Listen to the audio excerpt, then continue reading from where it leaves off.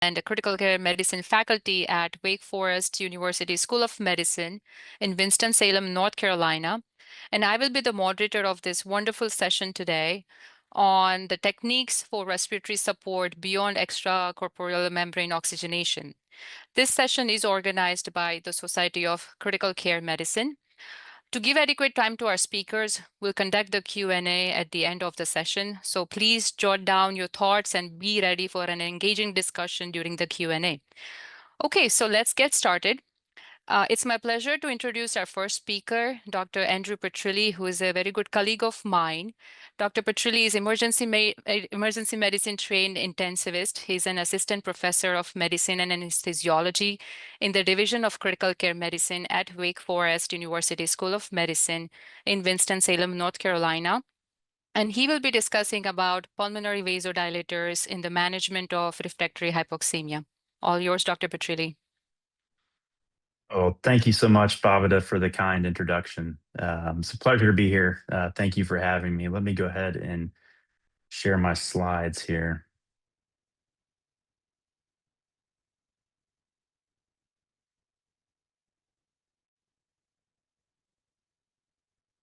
Okay, just confirming that you can see that okay, Dr. Gaglani?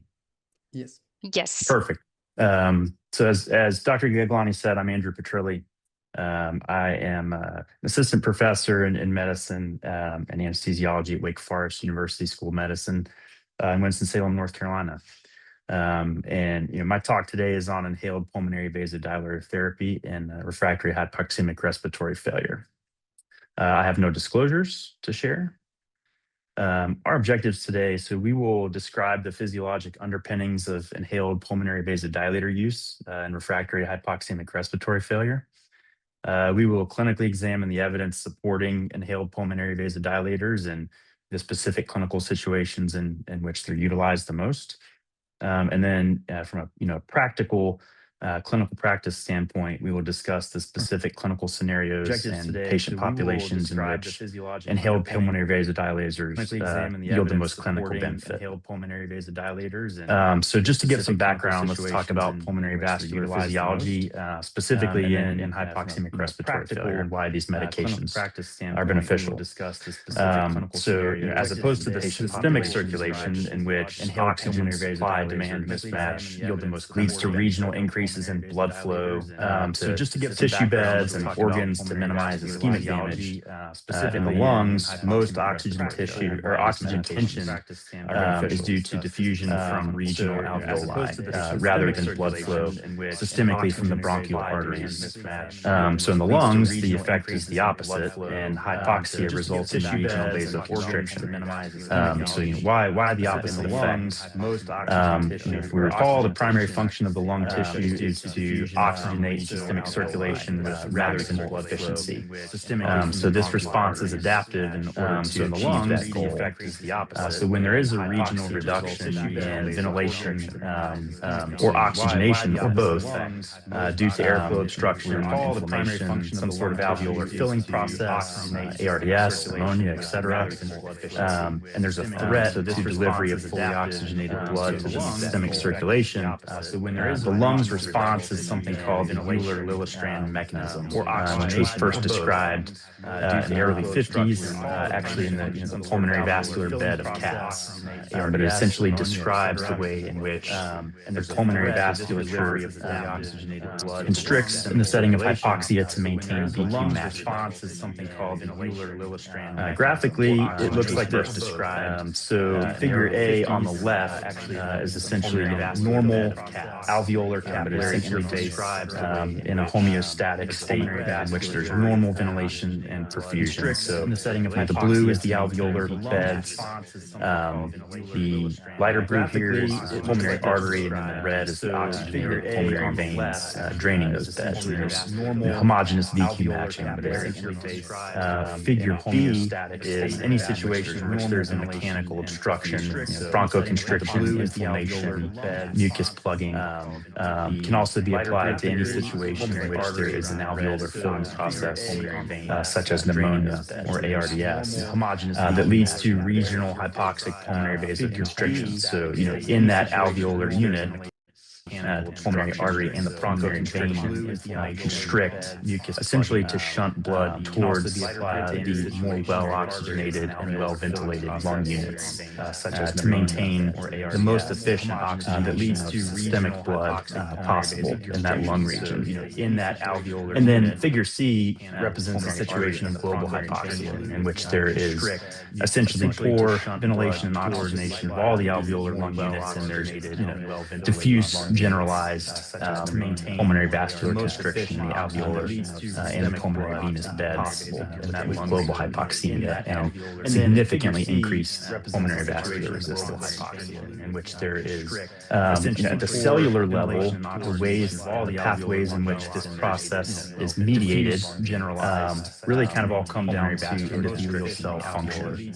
And the two main classes of pulmonary vasodilators that we'll discuss briefly today work on these two pathways that I've circled here in red. So endogenous nitric oxide, regulating cyclic PMP, immediate smooth muscle relaxation, really kind of all and then through the arachidonic acid and COX cycle, and the two prostaglandins leading to cyclic AMP production and then smooth muscle relaxation.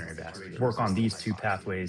So inhaled pulmonary vasodilator therapies, the theoretical mechanism by which they work is that there's preferential vasodilation in lung units with more effective ventilation. So essentially, lung units that are open will have more drug delivered to that lung unit, and so it leads to increased drug effects in a regional fashion.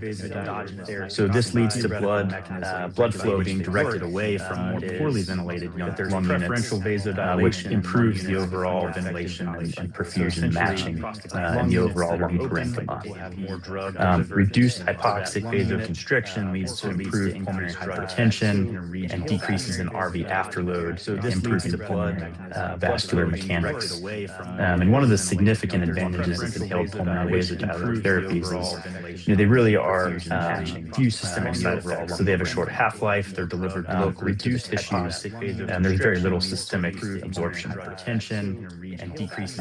Graphically, this is what this process looks like with inhaled pulmonary vasodilators being delivered directly to the end alveolar units. They really are. There's this normal alveolus depicted on the left. They have a short half-life with essentially deoxygenated blood coming into the pulmonary artery, oxygenated blood being drained by the pulmonary vein, with normal oxygenation and ventilation here. With inhaled pulmonary in a situation of ARDS or pneumonia or some other alveolar filling process, on the left is essentially what these lung units would look like before utilization of inhaled pulmonary vasodilators. So you have significant VQ mismatch here. So in this poorly oxygenated and ventilated lung unit, in a situation of ARDS, significantly deoxygenated blood on the pulmonary arterial side, the capillary bed, and again, poorly oxygenated blood moving through the pulmonary veins to the systemic circulation. And it's very heterogeneous in its process. So hypoxic vasoconstriction here is kind of an imperfect mechanism to maintain VQ matching. When you utilize inhaled pulmonary vasodilators, so the alveolar unit on the right depicts this benefit. So essentially, the more inhaled pulmonary vasodilator that makes it to an end alveolar unit, the more pulmonary vascular dilation will occur when you utilize inhaled pulmonary vasodilators. So the alveolar unit on the bottom, there's significant pulmonary vascular dilation, leads to increasing oxygenation of the blood and more efficient delivery of oxygenated blood to the systemic circulation in the lung units that are the best ventilated and oxygenated.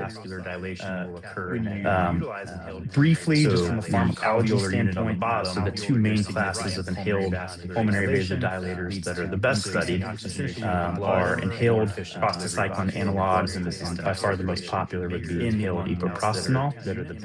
So this agonizes prostaglandin I2 receptors, which leads to a G protein coupled receptor on platelets being activated, as well as smooth muscle and immune cell membranes. So this leads to smooth muscle relaxation, and because of this interaction with platelets and also leukocytes in the immune system, there is this theoretical reduction inflammation, as well as microvascular thrombosis. It's proposed to lead to improvements in inflammatory processes such as ARDS. And again, very few systemic side effects due to little systemic absorption. Inhaled nitric oxide, as we've stated, activates cyclic GMP. It has a high affinity for hemoglobin, which again prevents many systemic side effects. It does, however, yield the potential for a few adverse side effects, chief among them being methemoglobinemia at higher parts per million dosing of inhaled nitric oxide, and then certainly an increased incidence of acute renal failure. It has a high examine in just a little bit. And there's also a theoretical possibility for rebound. It does, however, yield the potential for a few adverse side effects. We won't belabor this among them being the graphic depiction of the mechanism of action depicted above. The controversial part of utilizing inhaled pulmonary vasodilators in refractory hypoxic respiratory failure really is evidence behind their use, in which specific clinical situations the evidence supports utilization of most of the. So from a 30,000-foot view, inhaled pulmonary vasodilators can serve as an effective salvage therapy and can improve basically objective data and numbers. There is very little demonstrated benefit in actually patient-centered outcomes. So they do yield improved oxygenation, improved oxygenation index, improvement transiently in PaO2 to FiO2 ratios, specifically in ARDS. There is a moderate decrease in mean arterial pressures, but again, there's no demonstrated mortality benefit, so no reduction in ventilator-free days or ICU length of stay. And routine use is not recommended, though it is reasonable to consider these as a rescue therapy in some specific populations, which will decrease in mean arterial pressures.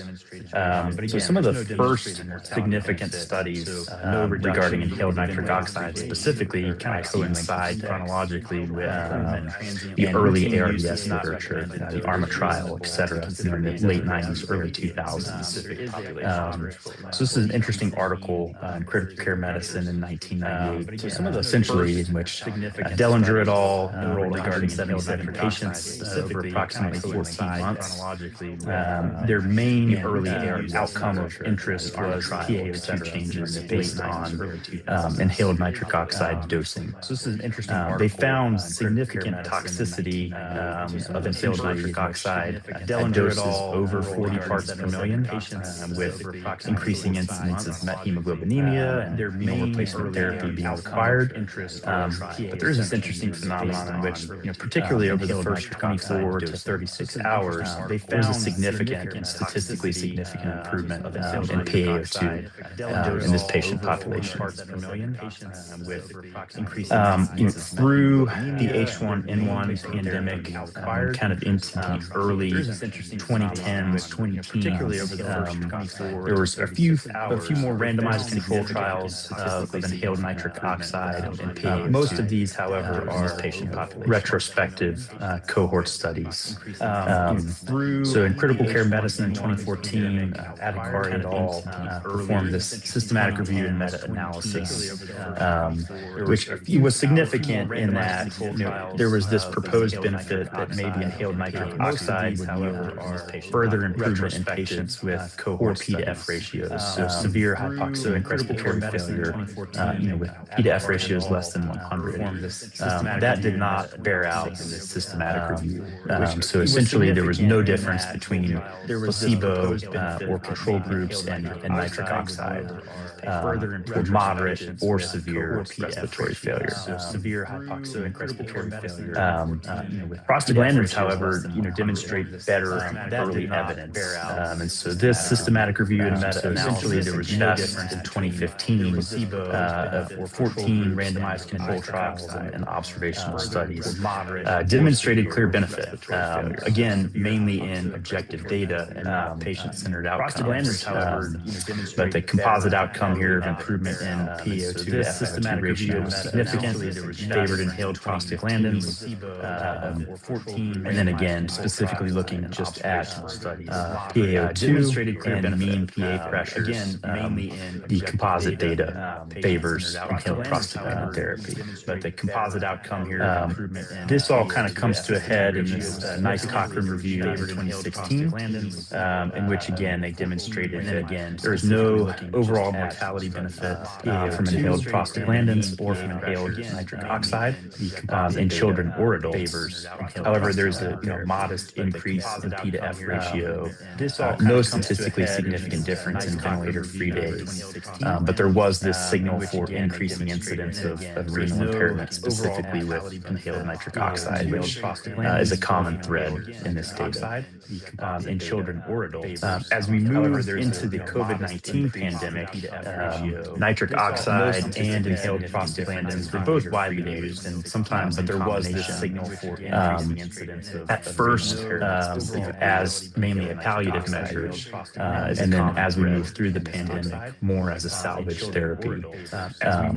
Both again demonstrate moderate improved nitric P to F ratio. This was a nice study in which they directly compared nitric oxide to inhaled epoprostenol for refractory hypoxia in COVID-19. And as you can see, there was no significant difference between nitric oxide and epoprostenol, and both yielded again modest increase over the first couple of days of therapy in P to F ratio.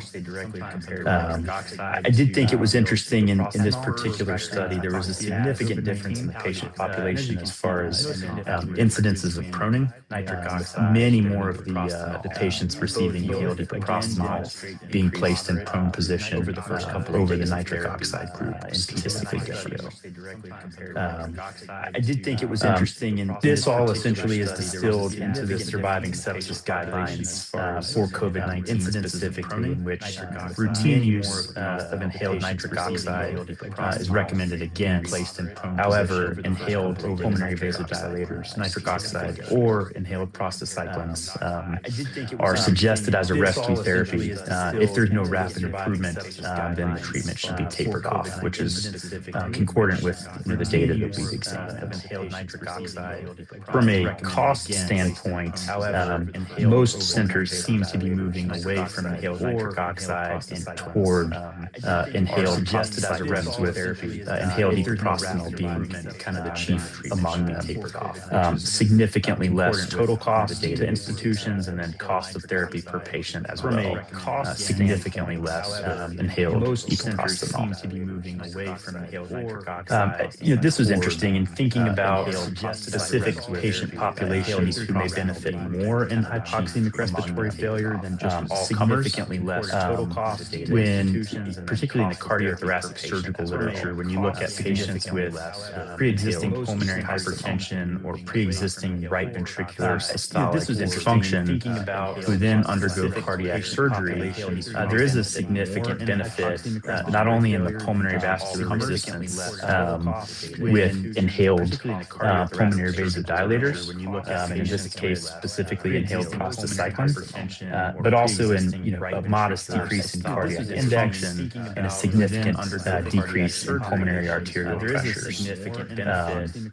So if you do have someone who has with pre-existing right ventricular dysfunction or pre-existing pulmonary hypertension who then presents with severe hypoxemic respiratory failure that's refractory to traditional therapies, it may be worth considering inhaled prostacyclin therapy.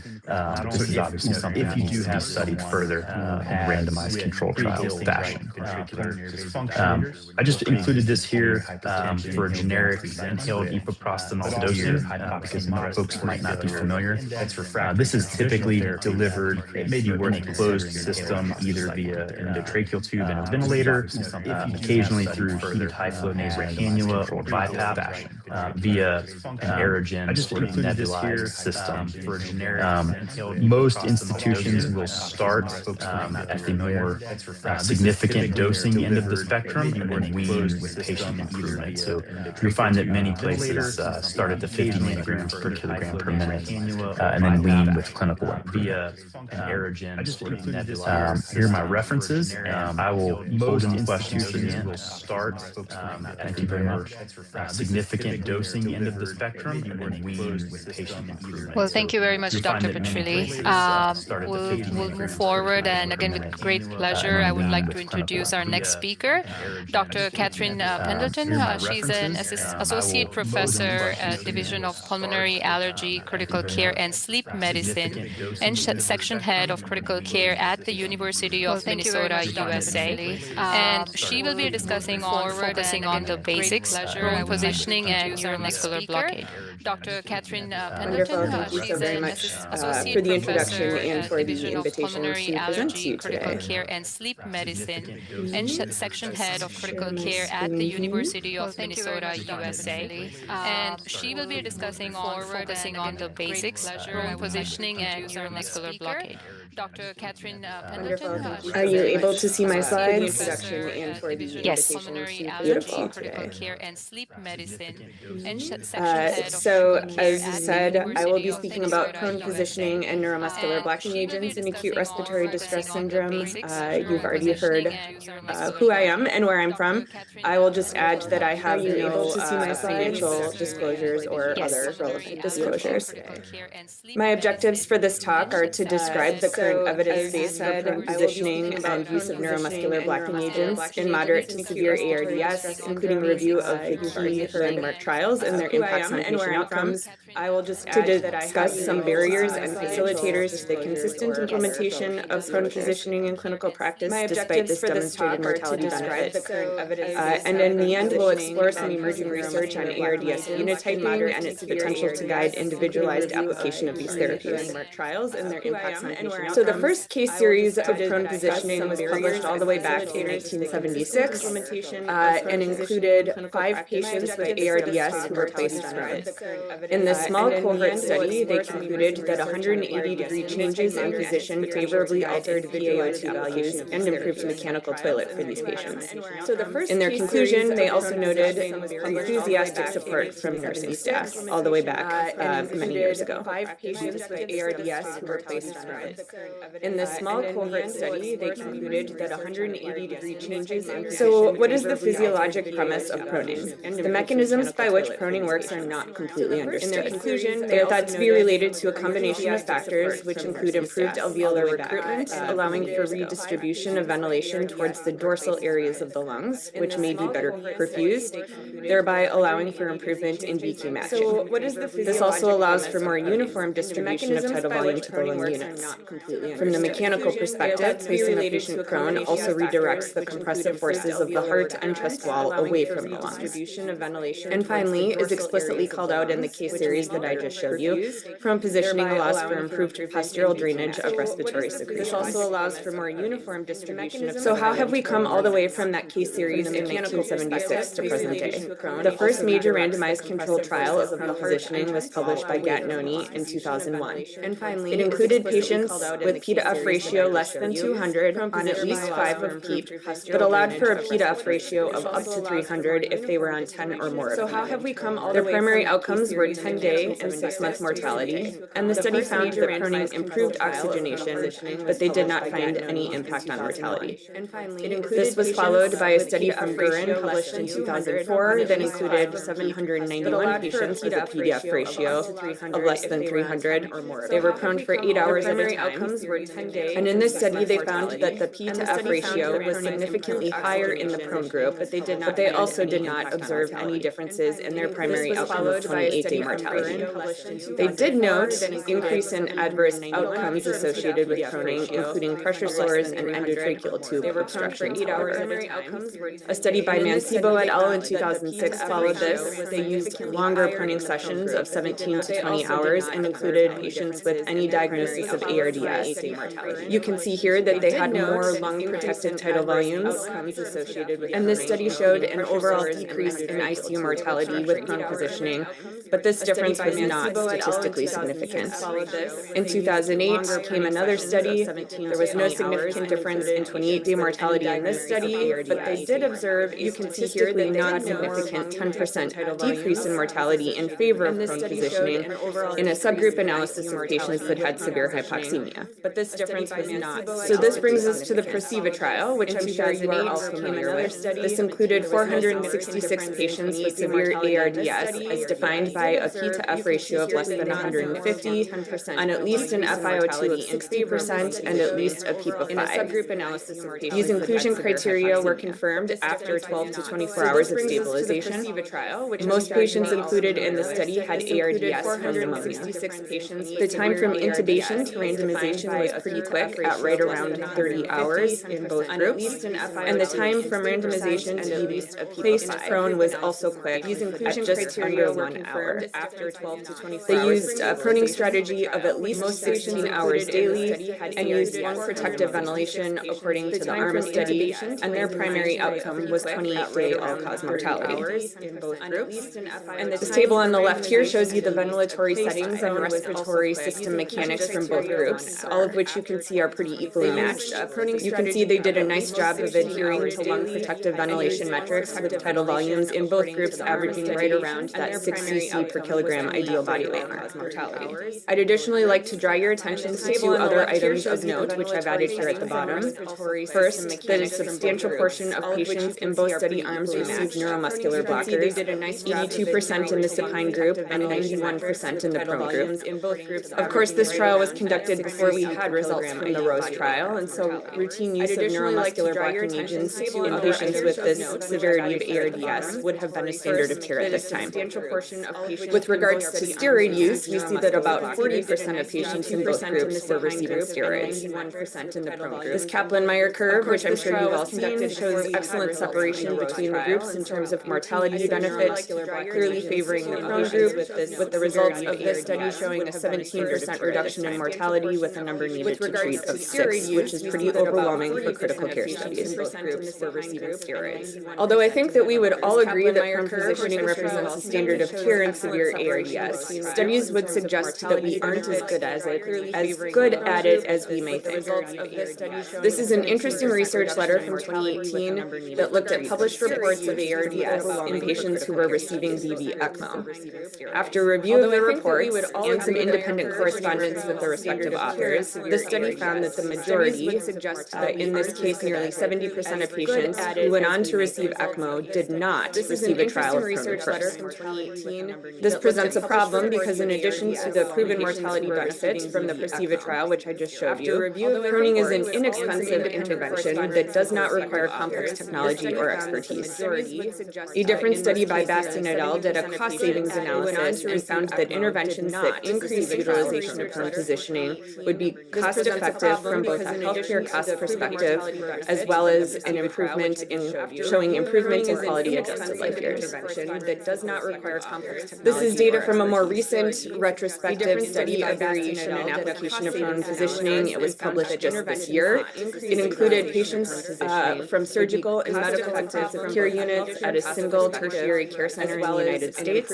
They used the same inclusion criteria as the PROCEIVA trial, and their primary outcome was receipt of prone positioning within 72 hours of intubation or within 24 hours of naming criteria. The results here show that of the 500 or so patients who were included, only 17% underwent proning, with the highest frequency occurring during the COVID pandemic, which corresponds to this spike here that you see in early 2022. You can also see that adoption and utilization of proning has not really increased over time, despite that increase in the pandemic, and despite PROCEIVA being published back in 2013. The second figure here shows you that substantial variation in practice still exists across attending physicians, including those who practice at the same center and within the same group. This study and others support that proning use not really increased during COVID, but seems to have fallen off again since and still has not established itself as part of routine care. The second figure here shows you that substantial variation in practice. So what are some of the barriers to using prone positioning? First, heterogeneity of ARDS types and presentations leads to poor recognition and inter-observer agreement regarding whether ARDS is still present. established. Simply put, if you don't recognize that you're dealing with ARDS, you're not likely to think about proning. Next, there is uncertainty regarding the optimal duration of proning. I think many of us probably extrapolate from the placebo trial, which called for proning for at least 16 hours at a time, but no study to this point has established what the optimal duration of proning is for benefit. There is some hesitancy to flip hemodynamically unstable patients for fear that they might arrest. I think many of us, despite proven benefit, proning is still sometimes thought of by folks as a rescue strategy and not a early standard of care. Particularly from a nursing perspective, there may be concerns regarding patient safety and comfort with proning either non-paralyzed patients or patients who are not receiving deep sedation. You may recall that the majority of patients included in the placebo trial had ARDS resulting from pneumonia. As such, there may be some folks who doubt extrapolation of benefit in proning to other non-respiratory causes of ARDS, or some folks who have hesitation to proceed with proning in certain populations, such as a neurocritical care population. You may recall that the majority of excluded from the majority of our major ARDS trials resulting from pneumonia. So moving into the use of neuromuscular blocking agents. Neuromuscular blocking agents have the benefit of reducing patient ventilator dysynchronies and reducing the work of breathing and patient effort.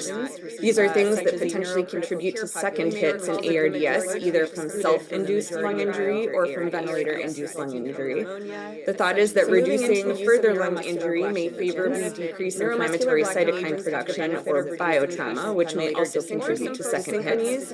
Of course, these benefits must be weighed against the increase in ICU-acquired weakness that we see associated with neuromuscular blocking agents, as well as any potential short or long-term sequelae associated with the use of deep sedation.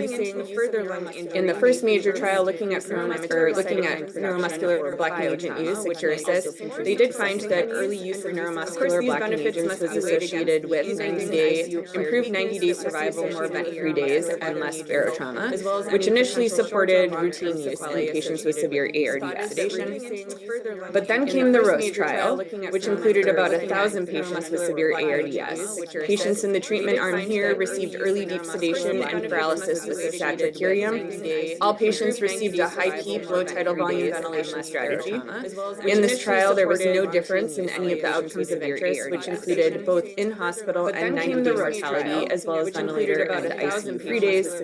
They did observe an increased risk in acquired weakness with exposure to neuromuscular blocking agents, and thus the routine use of neuromuscular blockers quickly fell out of favor. Accordingly, in this trial, there was no iteration of the Surviving Sepsis Campaign guidelines gave a weak recommendation for using neuromuscular blocking agents and encouraged folks to consider using intermittent boluses over continuous infusion, trying to balance this risk of weakness. So where are we now? Given the heterogeneity in ARDS, this is a disease process that is ripe for research and precision medicine. There are thought to be two phenotypes of ARDS, a hypoinflammatory one and a hyperinflammatory one. These phenotypes have been identified in multiple previous ARDS cohorts from the major studies. This one is a secondary analysis of the ROSE trial. They found the proportion of the patients with hyperinflammatory phenotype was higher in this trial, which may help account for higher mortality seen in this trial compared with the Secure-Assist. The secondary analysis also did a subgroup analysis where they stratified patients according to their inflammatory phenotype. And you can see from this figure on the bottom, they still did not find any significant difference in response to neuromuscular blocking agents. This could be because there truly is no difference in treatment response with using neuromuscular blocking agents, or it could be because potential treatment differences need more time from ARDS onset to become apparent. This figure on the right here suggests that when you look at patients more longitudinally over time, following them out to 90 days, this could be because their inflammatory phenotype may actually be a predictor of ARDS survivorship, with hyperinflammatory phenotype people doing more poorly than hypoinflammatory phenotype folks. I do believe this will be an important area for research in ARDS going forward. And finally, this study was another subgroup analysis of the ROSE trial, which again was just published this year, where they looked to test the interaction between neuromuscular blocking agents and different serum biomarkers and measures of lung mechanics. They looked at RAGE, TNFR1, IL-6, and IL-8. They also looked at ventilatory ratio, which is the index of impaired unhindered ventilation derived from physiologic dead space and the rate of carbon dioxide production and removal, as well as elastance, which you will recall is the elastic recoil or stiffness of the lung and is the inverse of compliance. The findings from this study suggested that patients with high elastance, which is shown in this box in the upper right-hand corner, may actually be a subgroup who would confer substantial benefit from use of neuromuscular blocking agents, as well as this treatment effect was not borne out in any of the other things that they looked at, which are depicted in these other figures. The findings from this study. So in conclusion, I hope that I've convinced you that early proning unequivocally reduces mortality in patients with moderate to severe ARDS, but that utilization and consistency in application still vary widely. Routine use of neuromuscular blocking agents is no longer recommended, but can be considered on a case-by-case basis for select patients, such as those with refractory hypoxemia, severe dysynchrony, or those not achieving lung protective ventilation parameters. And finally, that heterogeneity in ARDS continues to challenge clinical recognition, treatment application, and clinical trial interpretation, and that research focused on phenotyping will hopefully help guide us in the future. And with that, I'd like to thank you for your time and attention. Severe dysynchrony, or those not achieving lung protective ventilation parameters. Thank you very much, Dr. Pendleton. That was a great talk. Moving ahead, I'd like to introduce our last speaker of the day for the session is Dr. Alain Combes. He's a professor of intensive care medicine at Sorbonne Université Paris and head of the ICU department at La Petite Salpêtrière Hospital in Paris, France. I hope I pronounced it rightly. Since he's not unable to be here with us live, we are going to hear his recorded session. He's a professor of intensive care medicine at Sorbonne Université Paris and head of the ICU department at La Petite Salpêtrière Hospital in Paris, France. I hope I pronounced it rightly. Since he's not unable to be here with us live.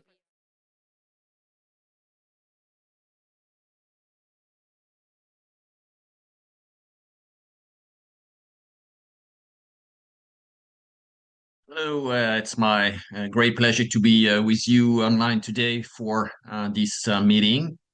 We'll discuss with you now the potential indication of ECMO for patients who have acute respiratory failure. This is first my disclosures.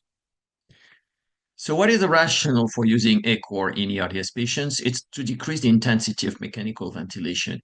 Very importantly, in these patients, the baseline PaCO2 will be normal or moderately elevated, and ECMO will help to control hypoventilation and hypoxemia, which will be associated with a more gentle ventilation.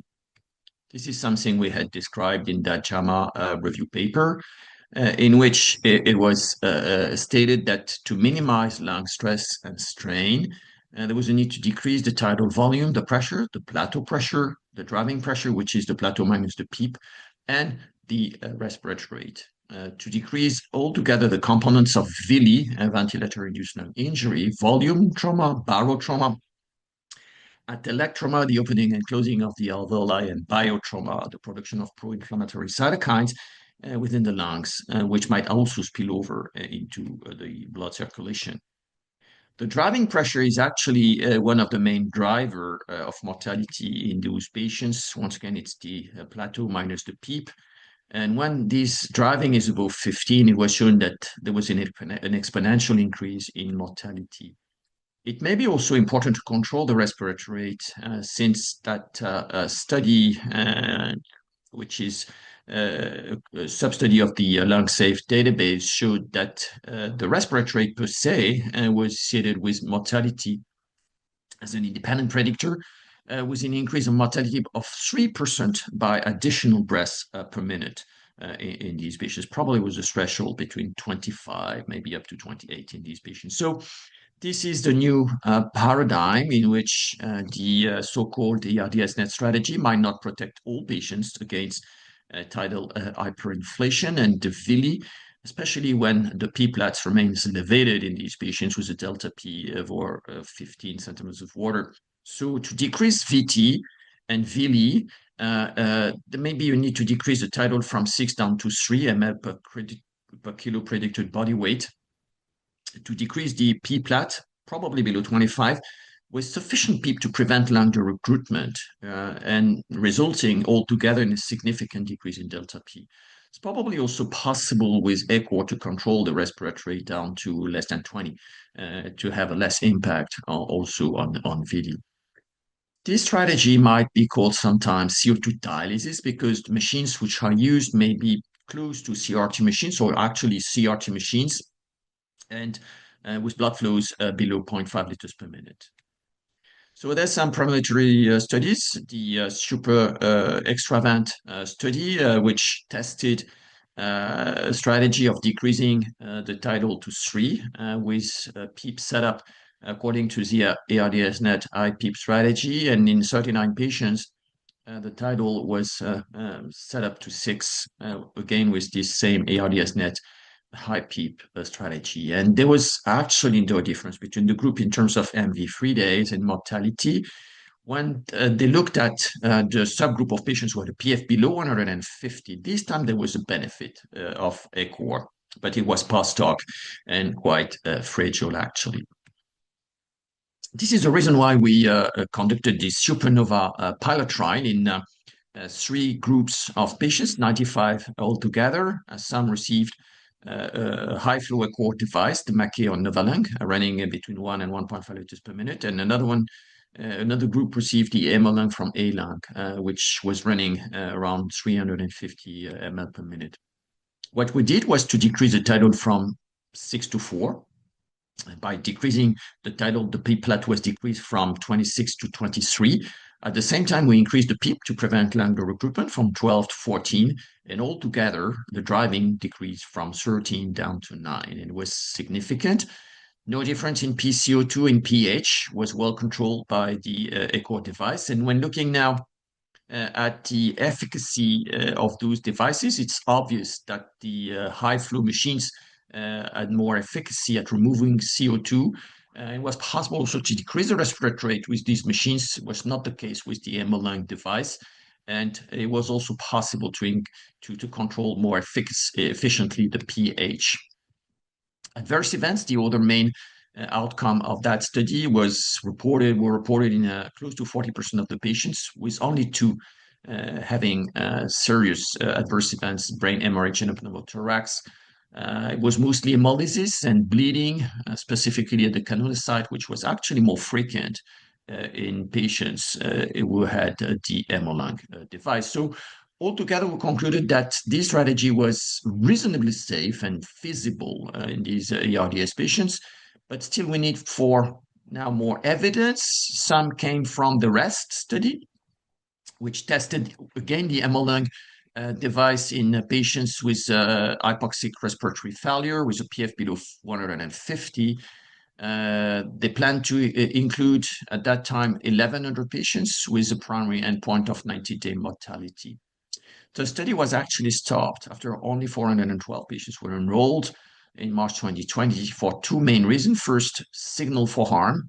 There was more brain hemorrhage in the ECHO group, and there was no difference in mortality. So the probability of having a positive trial was very low. So they decided to stop the DSMB, stop the study for both futility and signal for harm. Looking at now what the population of patients they included, the PF was on low side, around 115, 120, with very few patients were prone actually before being randomized. Based on the PF here, the expected rate would have been over 80 to 90% for sure. The PEEP was also on the low side, was 10. Looking at recent studies, same type of patients should have been between 12 and 14. And importantly, the driving was not elevated in 50% of the patients in that study, probably also limiting the efficacy of the strategy. There was no difference, as said before, in mortality. It was just the same in both groups, around 40% at 3 months. But there was a little bit more free days, MV free days in patients in the ventilation alone group, and that was actually significant. Also, a signal for more need for ECMO at day 7 in the ECHO group in that study was not significant, although bleeding events were more frequent with echo patients, specifically the brain bleeding, which occurred in 5% of the patient, which was, again, a reason to stop the study. So this study has many limitations. The first one is obviously that it was stopped for futility very early. Second, when looking at what they actually did, there was quite modest reduction in the tidal from 6 to 4.8 at day 2, which is highly limited. Same for the driving pressure, which was not that elevated at baseline and decreased by only 2 centimeters of water at day 2. And the control of respiratory rate and the PCO2 was not that good, despite the device was increased in the ECHO group. Low rate of prone positioning, especially also in the ECHO group in that study. Other limitations, only 6% of patients who were screened were actually included. Some patients did not receive the intervention as scheduled, 8% of the population, which may have diluted the effect also. And probably the most important one is that most of the sites were actually naive to the intervention before the study commenced. So this is the reason why the SCCM guidelines wrote 2 years ago that now we recommend against the use of ECHO for the treatment of ARDS outside randomized studies. It's still possible to test the strategy in randomized studies or large registries, but it's not ready for use prime time for all ARDS patients. It was also applied to COVID, but much less COVID patients actually in our units right now. A few last slides. This is a post-market study we did to test the safety and efficacy of a new ECHO device based on the PrismaFlex platform from Vantive. We included 58 patients. Some did receive ECHO as a standalone therapy, 42 patients, and 16 in combination with CRRT. The tidal was decreased by protocol from 6 to 4. The driving also decreased in that population of patients, as did the ventilatory ratio. So also no signal for harm with that device. In those 58 patients, there was no brain bleeding specifically and no major bleeding as well. So in conclusion, ECHO, which might be called a respiratory dialysis in some devices and techniques, might be used in ARDS patients, clearly not for refractory hypoxemia. This is the place of VV ECMO, but in patients with mild to moderate ARDS, maybe those who have an elevated driving pressure or high respiratory rate, it might be helpful to decrease VILI by reducing tidal, P-plat, delta P, and the respiratory rate. But before, once again, the large diffusion, these strategies should be tested, retested in large clinical trials.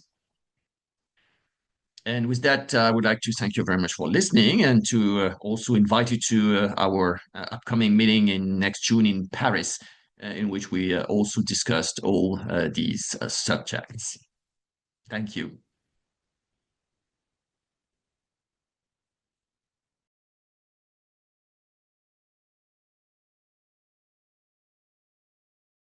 We do have a couple minutes left, and so we'll go with some questions.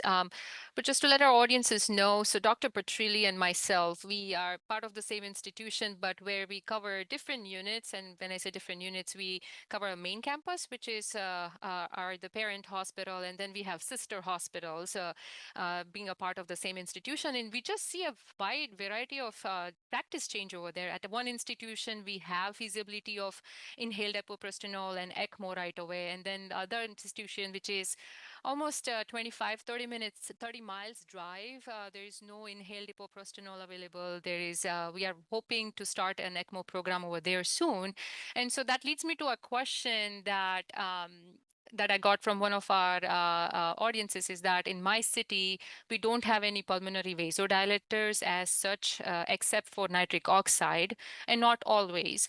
Do you have experience with inhaled nitroglycerin in pulmonary hypertensive crisis? Yeah, this is a great question. Absolutely, you can utilize inhaled nitroglycerin in a pulmonary hypertensive crisis as a temporizing measure. And the typical dosing is something like 5 milligrams nebulized over 15 minutes. Certainly not a surrogate for more long-term therapies like inhaled prostaglandins or inhaled nitric oxide, but to temporize through a hypertensive crisis, absolutely, until you can get that patient definitive therapy. I think it's very reasonable, to use whatever resources you have available to you. It's a great question. Yeah, no, and yeah, I agree, Dr. Petrilli. We need to find some resources or whatever we can to stabilize this patient from whatever we have. I'm going to jump to the next question that we just received. Regarding early pronation, how long after intubation do you usually consider it? And how long has it been beneficial according to your center's experience? Additionally, what other factors do you believe improve or worsen the patient's response? Certainly. Thank you for the question. I would say that we consider it pretty early following intubation. If somebody's intubated and you're really struggling, particularly with hypoxia, we'll flip them pretty quickly.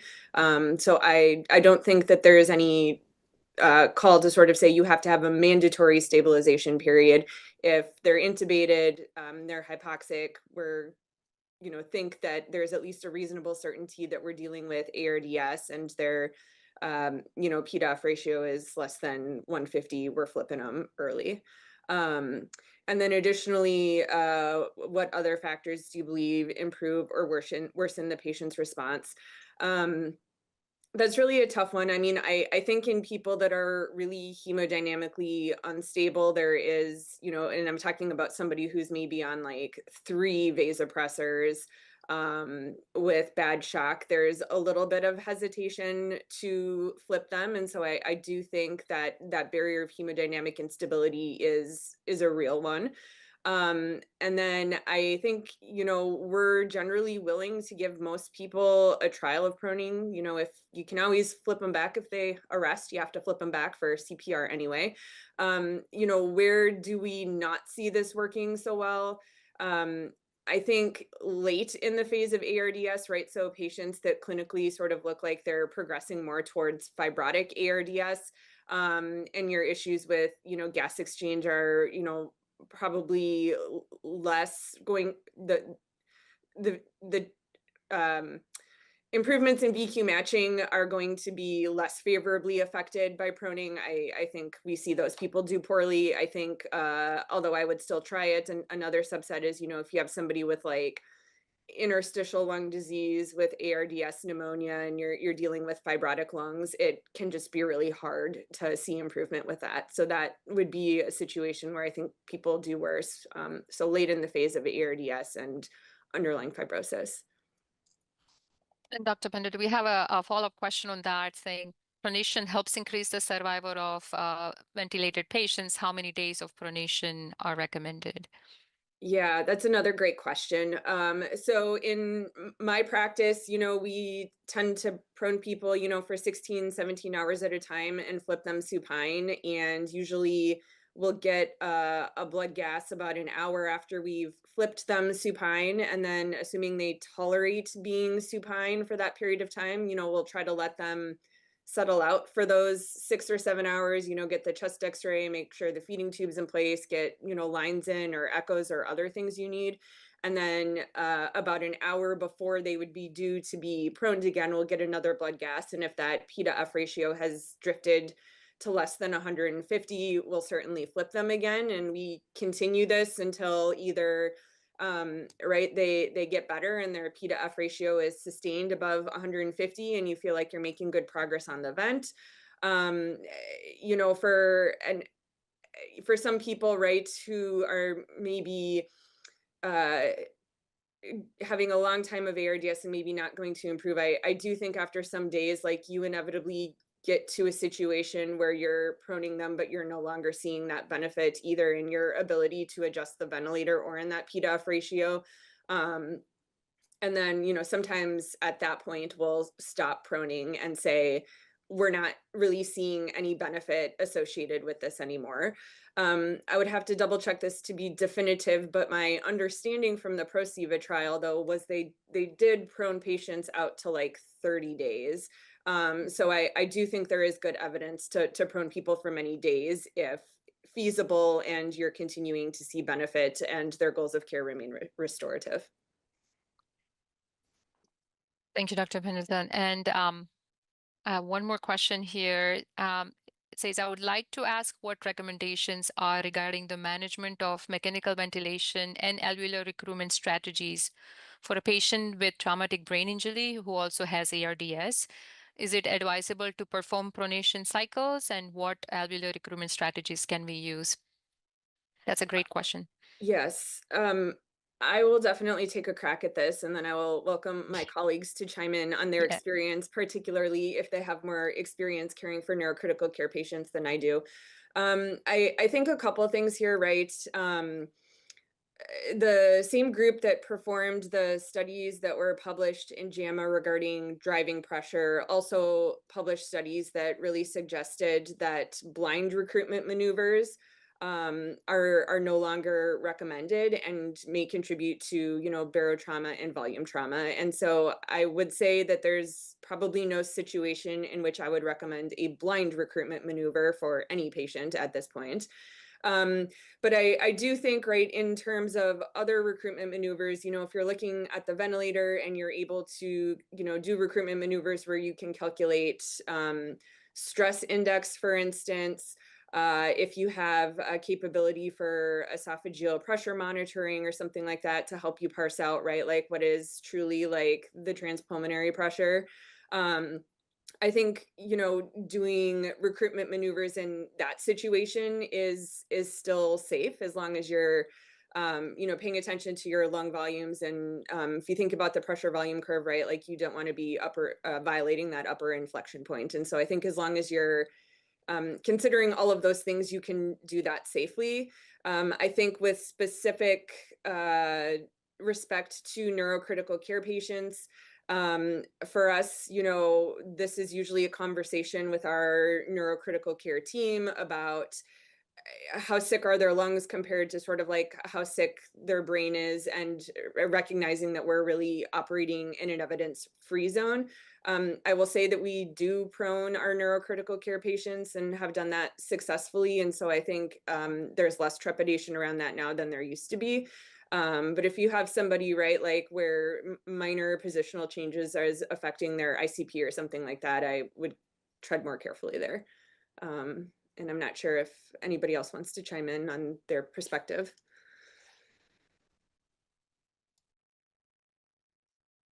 I'm gonna just take a sec here and say I agree everything Dr. Pendleton you mentioned.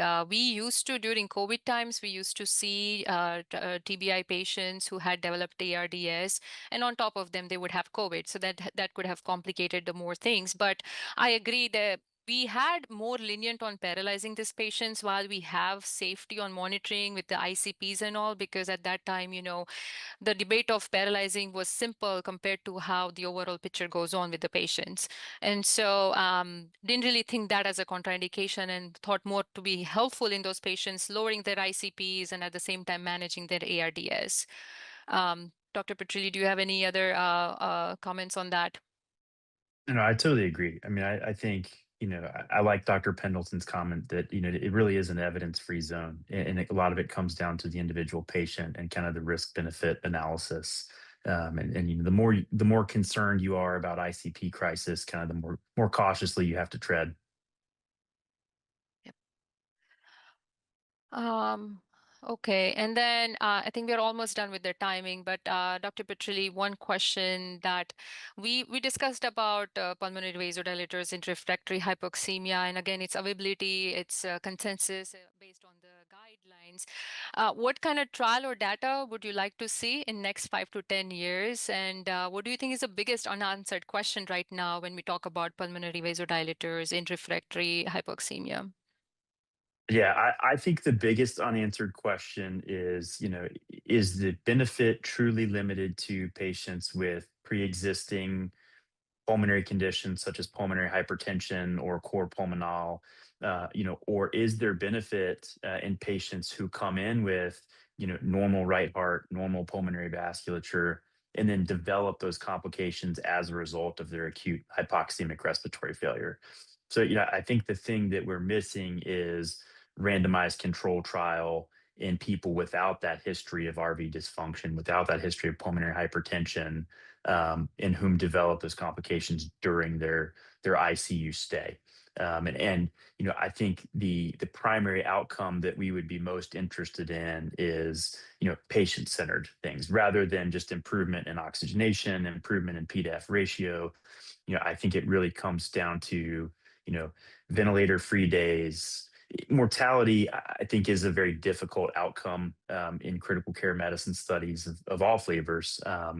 But even incidents of tracheostomy, mechanical ventilation liberation, I think that would be kind of the holy grail here, and that's kind of the next frontier.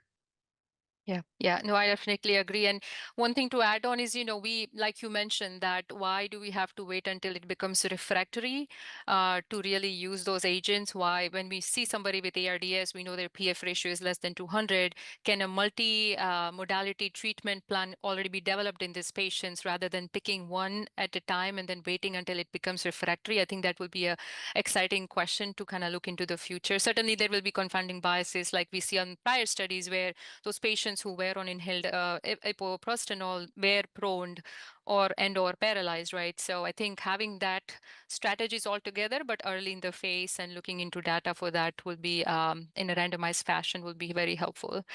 I think we are almost done with the time. Do you guys have anything else to add? I think it was a phenomenal session, and once again, appreciate all of your times and for taking time with this session.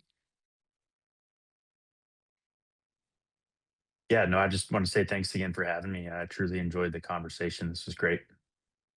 Yes, same here. Thank you very much. Thank you.